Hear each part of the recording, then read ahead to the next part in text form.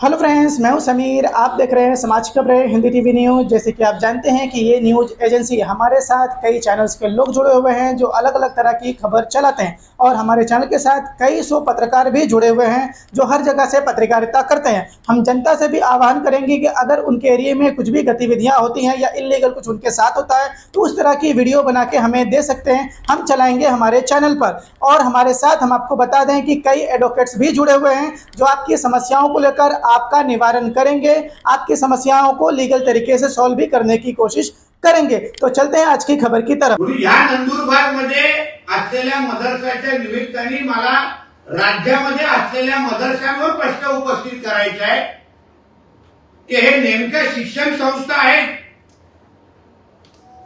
की अतिरेकी घडवणारे अड्डे आहेत।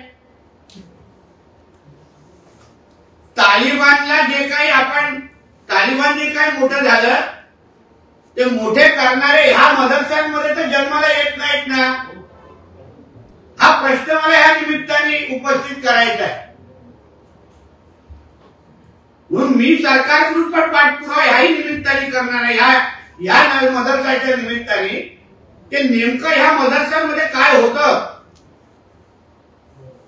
ह्याची पण आता चौकशी करण्याचा पाठपुरावा मी स्वतः सरकारकडे करणार आहे की नेमकं हे शिक्षण देण्यासाठी आहे की अतिरेक्यांना दूध पाजण्यासाठी आहे, मोठा करण्यासाठी आहे। हे मदरसा म्हणजे अतिरेकीचे अड्डे तर झाले नाहीत ना, त्याच्यामध्ये अतिरेक्यांना मोठं केलं जातं, त्यांना खतपाणी टाकली जाते आणि विरोधी ताकद्यांना ह्या निमित्ताने देशाच्या विरुद्ध वापरण्यासाठी हे मदरसांचा वापर केला जातो। म्हणून राज्य सरकारकडून राज्यामध्ये असलेल्या सगळ्या मदरसांची सखोल चौकशी व्हावी, सर्च ऑपरेशन आतमध्ये करण्यात यावं, प्रत्येक मदरसामध्ये आतमध्ये काय चाललंय, मुलांच्या शिक्षणाच्या नावाने सुरू केलेले हे मदरसे याच्यामध्ये अगर अतिरेक्यांना पोचण्याचं काम होत असेल तर असे मदरसे आम्हाला हवेत कशाला।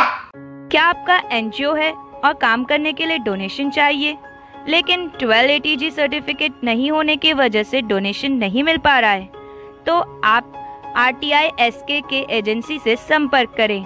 RTI SKK एजेंसी से संपर्क करके 1280G सर्टिफिकेट बनवा सकते हैं। उठाएं फोन और लगाएं कॉल।